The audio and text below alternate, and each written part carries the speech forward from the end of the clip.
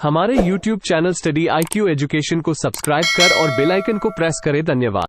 आइए डीएलएड के प्यारे भाइयों एवं बहनों, हम लोगों ने शिक्षण अधिगम के सिद्धांत का पहला पार्ट देख चुके थे।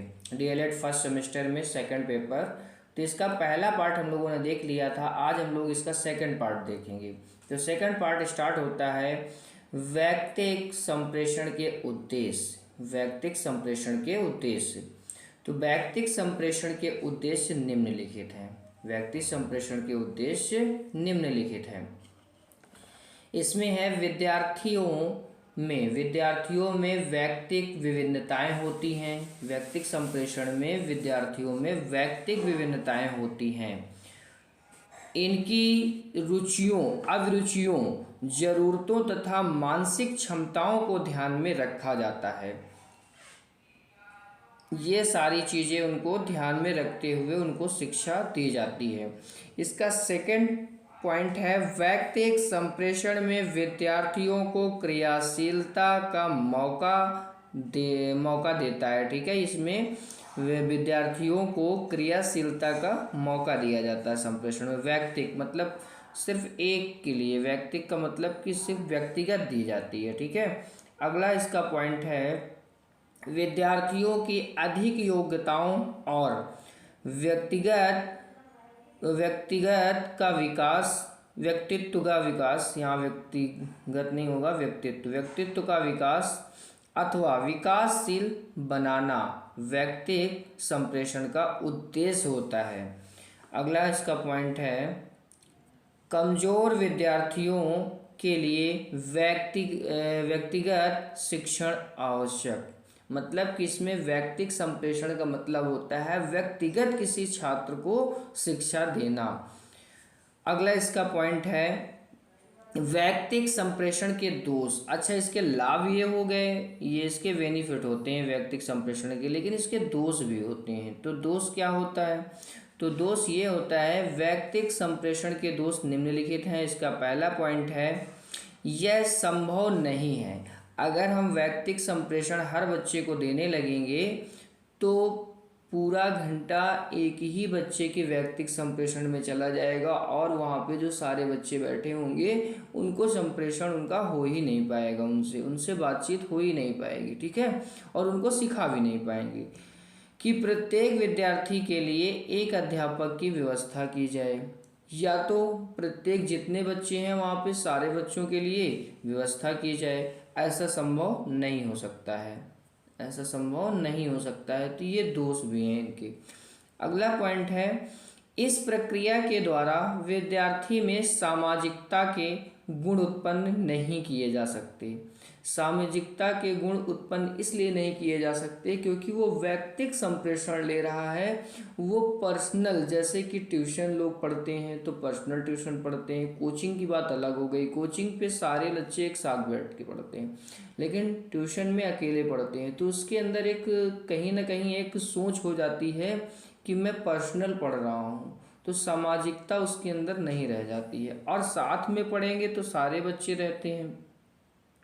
आगे हम लोग देखते हैं अगला पॉइंट, समाज से दूर रहता है। ठीक है, इसका ये पॉइंट था ना सेकंड। इस प्रक्रिया के द्वारा विद्यार्थी में सामाजिकता के गुण उत्पन्न नहीं किए जा सकते। विद्यार्थी समाज से दूर रहता है, जब वो अकेले पढ़ेगा तो समाज से दूर तो रहेगा ही रहेगा।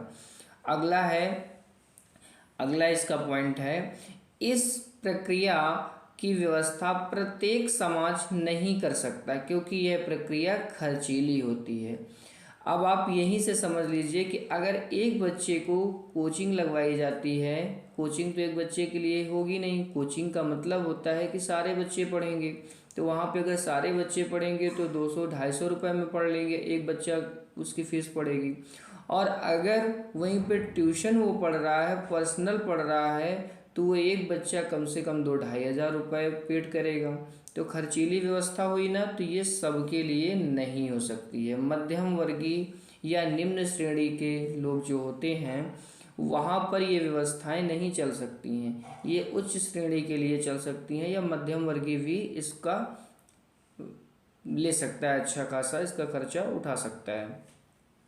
अगला पॉइंट है यह प्रक्रिया व्यवहारिक नहीं है। यहाँ पे व्यवहारिक प्रक्रिया इसलिए नहीं होगी क्योंकि यहाँ पर उसको वैयक्तिक दे रहे हो, उसको पर्सनल सारी चीज़ें समझा रहे हो, तो आप उसको वैयक्तिक वहाँ पर व्यवहारिक प्रक्रिया इसलिए नहीं होगी। व्यवहारिक तब होगी जब समाज में रह करके सामाजिक द्वारा उसको समझाया जाएगा, तब वो व्यवहारिक, तब वो सामाजिक हो जाएगी, लेकिन ये व्यवहारिक नहीं होगी।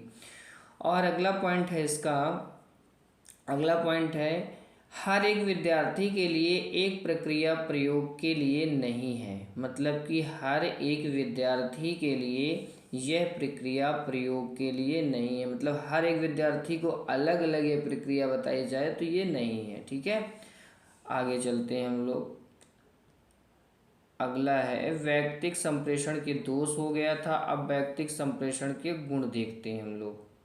वैयक्तिक संप्रेषण के गुण, तो वैयक्तिक संप्रेषण के गुण क्या होते हैं? तो निम्नलिखित है। यह प्रक्रिया बाल केंद्रित होने के कारण मनोवैज्ञानिक है।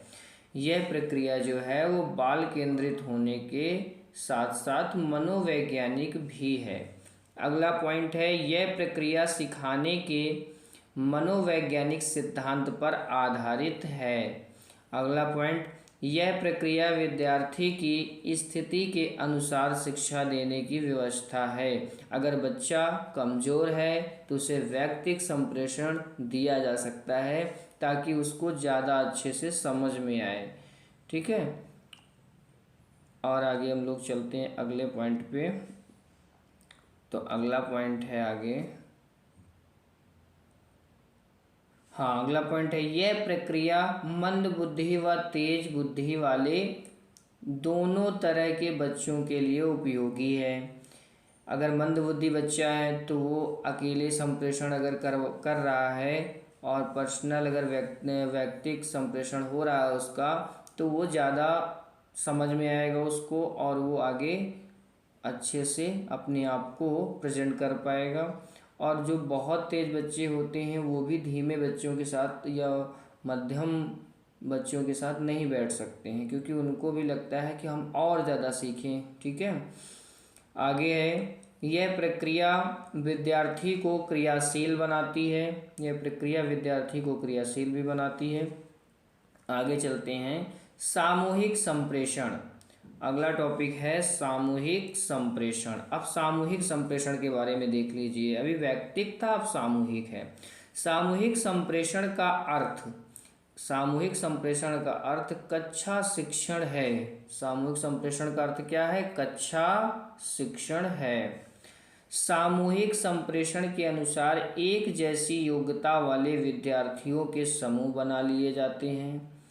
एक जैसी योग्यता वाले बच्चों के समूह बना लिए जाते हैं। इन समूहों को कक्षा कहते हैं। इन समूहों को क्या कहते हैं? कक्षा कहते हैं। ये कक्षाएं सामूहिक अंग होते हैं। ये कक्षाएं सामूहिक अंग होते हैं। अध्यापक इन कक्षाओं को शिक्षा देने का कार्य करता है। अध्यापक इन कक्षाओं में शिक्षा देने का कार्य करता है। सामूहिक संप्रेषण के दोष देख लेते हैं। पहले दोष देखेंगे फिर गुण देखेंगे। तो दोष क्या होते हैं? तो सामूहिक संप्रेषण के दोष ये हैं कि सामूहिक संप्रेषण के निम्नलिखित दोष हैं। इस प्रक्रिया में तेज बुद्धि वाले विद्यार्थियों को हित नहीं हो पाता। मतलब जो तेज बुद्धि बच्चे होते हैं उनको भी मध्यम वर्गीय और निम्न श्रेणी के बच्चों के साथ ही उनको चलना पड़ता है। तो उनका हित इसलिए नहीं हो पाता कि वो अगर आगे भी कुछ सीखना चाहते हैं तो नहीं सीख पाते हैं क्योंकि उन बच्चों के साथ ही उनको भी चलना होता है। इस प्रक्रिया में शिक्षक सक्रिय एवं छात्र निष्क्रिय रहते हैं। इसमें शिक्षक सक्रिय रहते हैं और छात्र निष्क्रिय रहते हैं। इसलिए क्योंकि इसमें जब बच्चों को आएगा नहीं तो छात्र चुपचाप बैठा रहेगा और टीचर ही बताते रहेंगे और बच्चे सुनते रहेंगे। इस प्रक्रिया में कक्षा केंद्रित व शिक्षा बाल केंद्रित होती है। बाल केंद्रित मतलब बालक के हिसाब से ही होती है। ठीक है, आगे चलते हैं। आगे हम लोग देखेंगे अगला टॉपिक। अगला टॉपिक है आगे। अगला टॉपिक, इस प्रक्रिया में शिक्षक निर्धारित पाठ्यक्रम के अंतर्गत ही शिक्षण कार्य करता है। इसका क्षेत्र निर्धारित है, मतलब कि इस प्रक्रिया में जो शिक्षक है वो निर्धारित एक पाठ्यक्रम बनाया जाता है कि इसके अंदर ही आपको पढ़ाना है, और शिक्षण जो होता है उसी के अंतर्गत किया जाता है। आगे, इस प्रक्रिया में शिक्षक बालकों से व्यक्तिगत संपर्क नहीं बना सकता। व्यक्तिगत संपर्क इसलिए नहीं बना सकता, अगर वो व्यक्तिगत संपर्क बनाता है तो सारे बच्चों को सही से नहीं देख पाएगा। ठीक है, आगे चलते हैं। अगला पॉइंट है सामूहिक संप्रेषण के गुण। तो इसमें गुण कौन कौन से हैं, तो गुण में देख लेते हैं। तो इस पे गुण हैं, यह प्रक्रिया सरल तथा व्यवहारिक होती है। कैसी होती है, सरल और व्यवहारिक होती है। इस प्रक्रिया में बालकों में अनुकरण की भावना उत्पन्न होती है। अनुकरण मतलब कि वो अनुकरण करते हैं, जो टीचर बताते हैं उसका क्या करते हैं बच्चे, अनुकरण करते हैं। यह प्रक्रिया पढ़ने के लिए छात्रों में उत्साह उत्पन्न करती है तथा उन्हें नवीन सुझाव प्रदान करती है। जीवन में नवीन सुझाव प्रदान करती है और उनके अंदर एक उत्साह उत्पन्न करती है। ठीक है, आगे चलते हैं हम लोग। तो आगे देखते हैं अगले पॉइंट पे। अगला पॉइंट है आपका, यह प्रक्रिया संकोची बालकों के लिए अधिक उपयोगी है, इसलिए कि संकोची बालक जब पर्सनल किसी को व्यक्तिगत संप्रेषण होता है तो उससे पर्सनल टॉक टू टॉक किया जाता है, लेकिन यहाँ पर जब सामूहिक हो रहा है तो सारे बच्चों को टीचर बताता जाएगा और बच्चे समझते जाएंगे। तो संकोची बच्चों का यहाँ पर क्या होता है, अधिक उपयोगी है। मतलब वो लोग पूछ नहीं सकते टीचर से, लेकिन टीचर जो पूछना चाह रहे हैं वो टीचर बता रहे हैं बोर्ड में, और उसको समझ लेते हैं और अपने कॉपी पेन में नोट डाउन कर लेते हैं। इस प्रक्रिया के द्वारा विचारों का आदान प्रदान होने का कारण बालकों की कार्यकुशलता बढ़ती है। बच्चे जो क्वेश्चन जो होते हैं वो आदान प्रदान करके अपनी कार्यकुशलता और तेजी से बढ़ा देते हैं। संप्रेषण के सिद्धांत क्या हैं, तो संप्रेषण कौशल के सुधारने के लिए निम्नलिखित सिद्धांतों का अनुकरण करना चाहिए। कौन कौन से अनुकरण हैं, तो नंबर 1 यहाँ पे विभिन्न और प्रयुक्त चैनलों के उपयोग का सिद्धांत। ठीक है, तो यहाँ पे पहला है संप्रेषण की स्पष्टता में विभिन्न चैनलों के उपयोग से सुधार लाया जा सकता है। ठीक है, चैनलों के उपयोग से सुधार लाया जा सकता है, अर्थात प्रभावशाली प्रवाह के लिए शाब्दिक या अशाब्दिक दोनों साधन एवं माध्यम एकल माध्यम या चैनल के प्रयोग की तुलना में बहुमाध्यम का प्रयोग महत्वपूर्ण दिया जाना चाहिए। आगे देखते हैं, आगे है विभिन्न चैनलों का उपयोग करते हुए संदेश की पुनरावृत्ति या इसे दोहराना पुनर्बलन का प्रयोग करता है तथा विचलन की आशंका को भी कम करता है। मतलब बच्चे इसमें विचलित नहीं होते हैं। ठीक है, और इससे बच्चे दोहराना, जो टीचर बताते हैं उसको दोहराते भी हैं। ठीक है, पुनर्बलन भी होता है। आगे सेकंड पॉइंट, भाषा पर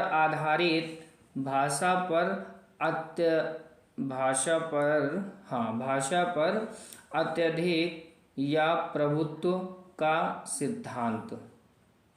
भाषा पर आधिपत्य या प्रभुत्व का सिद्धांत। संप्रेषण की प्रभावशाली भाषा के अधिकार पर निर्भर करती है। प्रेषक को आसान तथा सही भाषा का प्रयोग करना चाहिए ताकि प्राप्तकर्ता इसे समझ सके। कठिन भाषा प्रेषक और प्राप्तकर्ता के बीच अवरोध उत्पन्न करती है। अगर हम लोग सरल भाषा का प्रयोग करेंगे तो बच्चे भी आसानी से उसको समझेंगे। अगर हम कठिन भाषा का प्रयोग करेंगे तो बच्चे उसको समझने में उनको दिक्कत होगी। प्राप्तकर्ता यहाँ पे बच्चे हैं। बच्चे क्या हैं यहाँ पे? प्राप्तकर्ता हैं। और प्रेषक कौन है? टीचर। ठीक है। अगला, उत्पन्न करती है। कक्षा में कई बार विद्वान अध्यापक की भाषा समस्या के कारण कमजोर शिक्षक सिद्ध होते हैं। मतलब कि टीचर अगर बहुत ज़्यादा विद्वान है, कई बार विद्वान अध्यापक की भाषा, विद्वान भी हैं लेकिन वहाँ पे बच्चे तो बच्चों को सीखना काखा गागा अंगा है और आप उनको बहुत ही स्पीड में पूरा चैप्टर पढ़ाते चले जा रहे हैं तो उनके समझ में ही नहीं आएगा ना। तो भाषा समस्या के कम कारण भाषा की समस्या हो जाती है। कभी कभी टीचर की लैंग्वेज में फ़र्क आ जाता है, कारण कमज़ोर शिक्षक सिद्ध हो जाते हैं और वो शिक्षक कमज़ोर सिद्ध हो जाते हैं वहाँ पे विद्वान ही शिक्षक, लेकिन वो जब भाषा का अंतर आ जाता है तो वो कमज़ोर सिद्ध हो जाते हैं। यदि अध्यापक अंग्रेजी बोलता है और विद्यार्थी उसे समझने में असफल रहते हैं, जैसे कि विद्यार्थियों को अंग्रेजी नहीं आती है और टीचर वहाँ पे अंग्रेजी में बात कर रहे हैं, तो वहाँ पे बच्चे नहीं, टीचर ही असफल माने जाएंगे, बच्चे नहीं माने जाएंगे। यहाँ पे हर हाल में बच्चों को उच्च स्तर पे रखना है, बच्चों को कमज़ोर कभी नहीं कहना है। स्थिति में बच्चों की कोई गलती भी नहीं कभी देखना है इस पे। स्थिति में कोई संप्रेषण नहीं होगा, अतः भाषा पर अधिकार होना दोनों सिरों पर आवश्यक है। अगर दोनों सिरों का मतलब है कि जिस भाषा का प्रयोग टीचर करें वो भाषा बच्चों को भी आनी चाहिए। अगर भाषा अंग्रेजी का प्रयोग हो रहा है तो अंग्रेजी बच्चों को भी आनी चाहिए, तभी आदान प्रदान संप्रेषण सही से हो पाएगा। अगला पॉइंट है अभिप्रेरणा। अभिप्रेरणा मोटिवेशन। संप्रेषण प्रक्रिया में अभिप्रेरणा का महत्वपूर्ण स्थान है। संप्रेषणकर्ता एवं संप्रेषण दोनों ही संप्रेषण में अधिक रुचि रखने वाले होने चाहिए, अर्थात जितनी अधिक संप्रेषण होगी उतना ही बेहतर संप्रेषण होगा। ठीक है, जितनी अधिक अभिप्रेरणा होगी उतना बेहतर संप्रेषण होगा। अभिप्रेरणा मतलब बच्चों को सीखने के लिए अभिप्रेरित करिए आप। अगर आप जितना अच्छा प्रेरित कर पाएंगे उतना अच्छा बच्चे सीख पाएंगे। ठीक है, संप्रेषण कर पाएंगे। अगले पॉइंट की तरफ बढ़ते हैं। अगला पॉइंट है इसका संप्रत्ययों की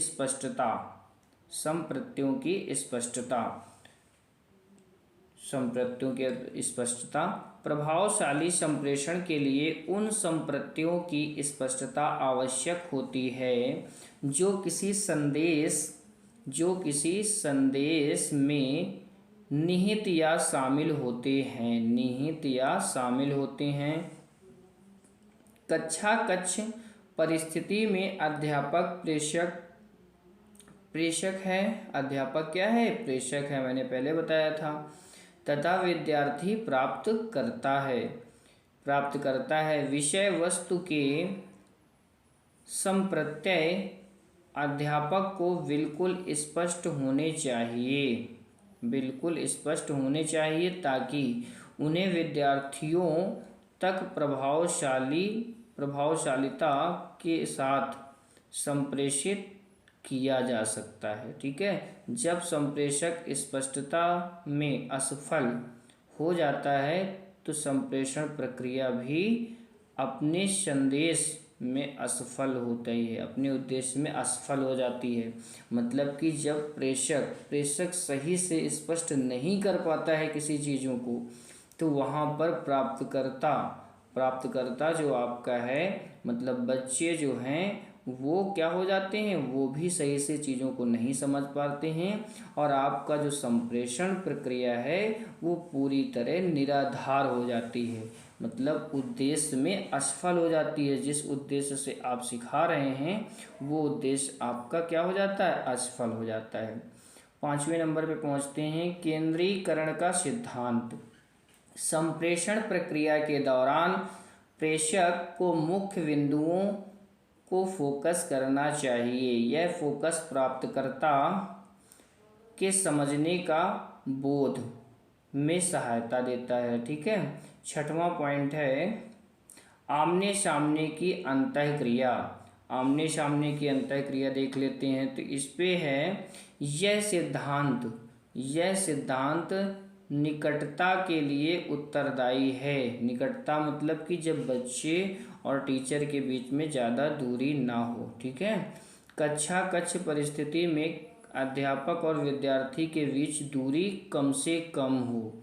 कम से कम का मतलब कि जब टीचर अपने पास बच्चों को बुलाते हैं कि ए इधर आओ, तुम बुलाते हैं बच्चों को नाम लेकर के, प्रेषक और प्राप्तकर्ता के बीच न्यूनतम फैसला इन दोनों के बीच संप्रेषण में अधिकतम करता है। संप्रेषण तब अधिक करता है जब टीचर अपने पास बुलाता है और कोई भी चीज़ बच्चों से पूछता है और जब उसको नहीं आती है तो उन्हें अच्छी तरह से उसको बताते हैं टीचर। ठीक है, तब वहाँ पे संप्रेषण और अच्छा हो जाता है। अगला पॉइंट है, उपर्युक्त हाव भावों का सिद्धांत। संप्रेषण प्रक्रिया में उचित हाव भाव, उचित भावनाओं का महत्वपूर्ण स्थान है। उपर्युक्त हाव भाव संप्रेषण भाषा को अधिक प्रभावशाली बनाते हैं। शाब्दिक भाषा के साथ साथ अशाब्दिक भाषा का प्रयोग संप्रेषण को कई गुना प्रभावशाली बनाता है। शाब्दिक भाषा तो बोल करके हो गई, और अशाब्दिक भाषा आंख दिखा करके, चेहरे के एक्सप्रेशन से। ये अशाब्दिक भाषा है जिसमें भाषा का प्रयोग नहीं किया गया, लेकिन चेहरे के एक्सप्रेशन से ही और हाव भाव से ही बच्चे उसको सीख लेते हैं। पता चल जाता है कि टीचर ये कहना चाह रहे हैं। ठीक है, आगे देखते हैं 8वां नंबर, उपर्युक्त पृष्ठपोषण का सिद्धांत। प्राप्तकर्ता की ओर से प्रेषक को दिया गया उपर्युक्त पृष्ठपोषण संप्रेषण प्रक्रिया को अधिक प्रभावशाली बनाता है। यह पृष्ठपोषण सकारात्मक एवं नकारात्मक दोनों प्रकार का हो सकता है। यह जो संप्रेषण है वो दोनों प्रकार का हो सकता है, सकारात्मक और नकारात्मक दोनों प्रकार का हो सकता है। ठीक है, दोनों प्रकार का हो सकता है। कक्षा कक्ष परिस्थिति में यदि अध्यापक को निरंतर सही पृष्ठपोषण मिलता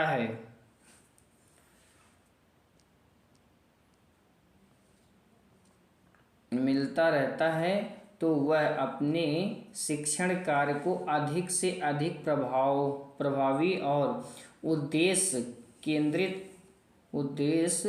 केंद्रित बनाने में सफल रहता है। पृष्ठपोषण उचित समय एवं विशिष्ट व्यवहार के लिए होना चाहिए। 9वां नंबर है, सहायक वातावरण का सिद्धांत।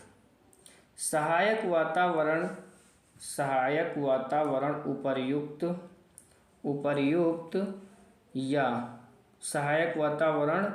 उपयुक्त या सही संप्रेषण प्रक्रिया का मूल तत्व है। उन्हें मध्यवर्ती चर से रहित होना चाहिए। जैसे यहाँ पर शेर से परेशानी अस्पष्टता है। अशुद्ध क्या हो जाएगा, अशुद्ध उच्चारण हो जाएगा। अशुद्ध उच्चारण मौखिक संप्रेषण, मतलब यहाँ पे 3 हैं। 3 में कौन कौन से हैं, शेर से परेशानी जैसे हो गया तो ये अस्पष्टता है। शेर नहीं, शोर है यहाँ पे, शोर। ठीक है, शोर से परेशानी अस्पष्टता। अशुद्ध उच्चारण ये भी एक समस्या है, और मौखिक संप्रेषण ये भी एक समस्या है। ठीक है, आगे देखते हैं, प्राप्तकर्ता को सही और स्पष्ट रूप से नहीं देना नहीं देना चाहिए, नहीं देना चाहिए, नहीं देना चाहिए। इस प्रकार एक सहायक वातावरण संप्रेषण की प्रभावशालिता में वृद्धि करता है। ठीक है। 10वां, योग्यता का सिद्धांत। तो योग्यता के सिद्धांत में क्या है? प्रेषक एवं प्राप्तकर्ता के पास संप्रेषण कौशल का होना आवश्यक है। ये कौशल प्रेषक को संदेश भेजने तथा प्राप्तकर्ता को संदेश बोध एवं संप्रत्यों की स्पष्टता के साथ प्राप्त करने में सहायता देते हैं। यदि अध्यापक योग्य और सक्षम नहीं है तो उसका संदेश सही तरीके से नहीं समझा पाएगा। प्राप्तकर्ता बोधगम्यता के साथ संदेश प्राप्त नहीं कर पाता है। नंबर 11, संप्रेषण व्यूह रचना का सिद्धांत। इसमें देखो क्या है? अध्यापक कक्ष परिस्थितियों में विद्यार्थियों की आवश्यकताओं को ध्यान में रखते हुए, मतलब कि जब कक्ष में होगा तो उन्हें पढ़ाने के साथ साथ विद्यार्थियों की आवश्यकता का भी ध्यान रखना होगा, उनके रुचि स्तर पैदा करते हुए और उसे बनाए रखते हुए संप्रेषण व्यूह रचना को बदलता है। मतलब कि उनकी रुचि को देखता है कि उसकी रुचि का स्तर कहाँ से कहाँ तक का है। ठीक है। आगे 12 नंबर आगे देखते हैं हम लोग, सक्रिय श्रवण का सिद्धांत। सुनना और श्रवण में अंतर है। सुनना और श्रवण में अंतर है। सुनना तो केवल ध्वनि तरंगों, देखो यहाँ पे सुनना जो है, ये सुनना और ये श्रवण दोनों में क्या है? अंतर है। ठीक है। सुनना तो केवल ध्वनि तरंगों को पकड़ना है, जबकि श्रवण से अभिप्राय है इन ध्वनि तरंगों जिन्हें हम सुनते हैं कोई अर्थ निकलना अर्थात श्रवण करने के लिए ध्यान देना, व्यवहार तथा ध्वनि उद्दीपनों को यदि करना आवश्यक होता है तो सक्रिय श्रवण कौशल होगा। मतलब कि जो हमने कहा है उसको सुनना ही नहीं, उसको समझना भी, उसको समझ करके अच्छे से अगर अपने अंदर उतार लिया है तो वो श्रवण कौशल हो जाएगा। ठीक है। आगे हम लोग चलते हैं अगले टॉपिक पे। आगे चलते हैं, अगला टॉपिक है आपका आँखों का संपर्क बनाएं।